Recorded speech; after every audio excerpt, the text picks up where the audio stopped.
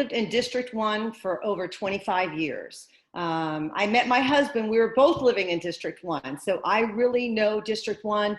And also, both my businesses have been in District 1. My center is in District 1. And when I reached out and worked with Title I students, I was in District 1, Crestwood, Alexander. As I go by those schools, I was at Webb. I mean, I know those schools. I've walked those halls, not to further my political career, but I've walked in those schools to help students. So what I plan on doing is I plan on being very present in social media. I want to have meetings like coffees in the morning and afternoon to advocate for parents, to find out what they need. I know that there's a high ESOL community that lives in District 1. I taught in Japan for 3 years. I taught ESOL for 3 years. And then I also taught immigrant families in the Tampa Bay area Spanish. So I want to bridge those communities so we can bring people back into the area. I mean, I have people who are emailing me now. My phone number is 813-263-2088. Please call me, let me know. I'm reaching out to parents, finding out, how do you feel about the mask? How are you feeling about graduation? So I want to be that voice for parents and for the teachers and for everybody in the school system. So my idea is really the way I've always lived, like boots on the ground, being out there, meeting people, talking to people. I'm very approachable. I'm the kind of person who can really talk to anyone, and I care for people. I care about humanity, and I love children. I mean, that's just, I'm so lucky that I've been, and so that's why I really want to run for school board, is because I want to make a difference, and I want to be the spokesperson and the voice for District 1 students and all of Hillsborough County school students.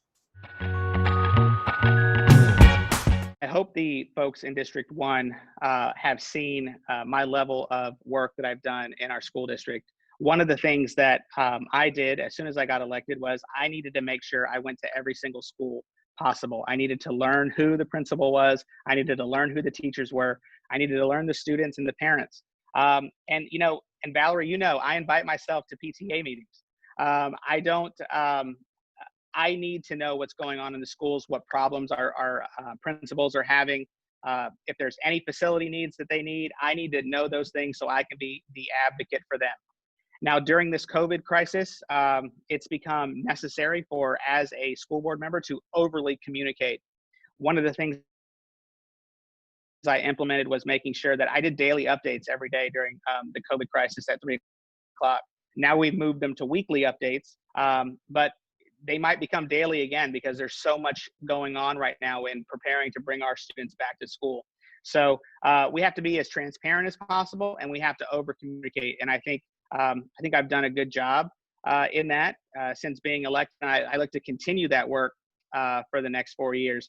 It's about doing what's best for the schools that I represent, or globally for the whole entire school district. But focusing on what I can control, and what I can control is how good our schools are. And I'm very proud of our district. I mean, it is our school district being over 60% Title I school. We have 70% of our schools are A and B, and no DNF schools in District 1. I'm proud of that. I'm in the next 4 years, I want to make sure that every school in District 1 is an A or a B, and I'm going to work really hard for that. Great. And I've seen a previous school board member do this, and I was invited a number of times as the school choice guy, as the student assignment guy, to come to his meetings. And what he did, he was the school board member for District 3, which is the Carrollwood, New Tampa area. And what he did once a month is he coordinated with the PTA presidents and had a sit down with the PTA presidents at least once a month, and addressed issues from the individual PTA presidents in his district, and he brought in district staff to address those concerns. He would bring in the supervisor of learning disabled. He'd bring in the reading supervisor. He'd bring in the air conditioning manager for air conditioning maintenance, and sit down and speak with the PTA presidents. So if you elect me, I would like you as PTA presidents, we could have all the elementary PTA presidents together, and each elementary school could host us once a month. We could do the same thing with the middle schools and the high schools. And what would be so important is that's got to be, it has to be transparent, and you have to be able to articulate your concerns to me as a board member.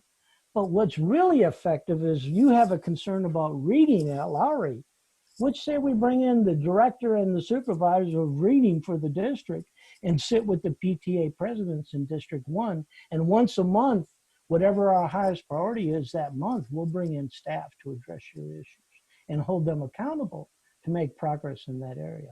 The second thing I'd like to do is have a website as bill person for school board for District 1 parents and people that are concerned, and that would be an ongoing process. We could do it through a Facebook page, or we could do it through a website.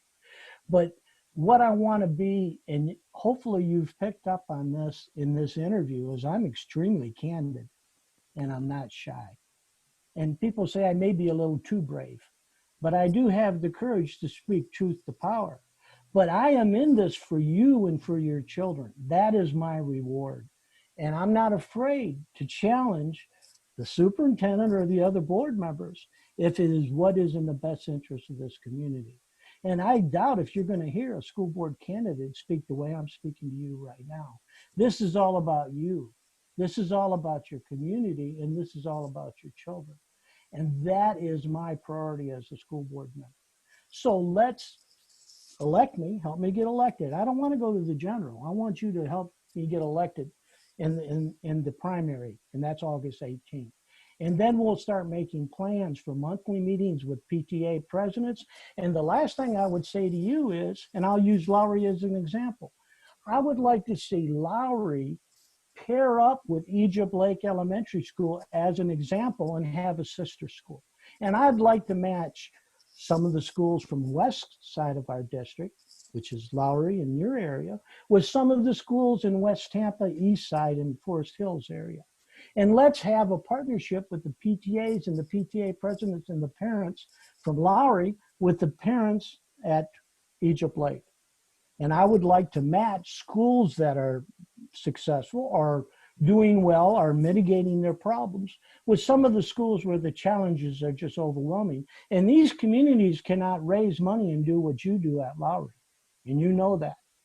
Those are heavily minority communities, socioeconomically disadvantaged communities, and you can help grow their PTA.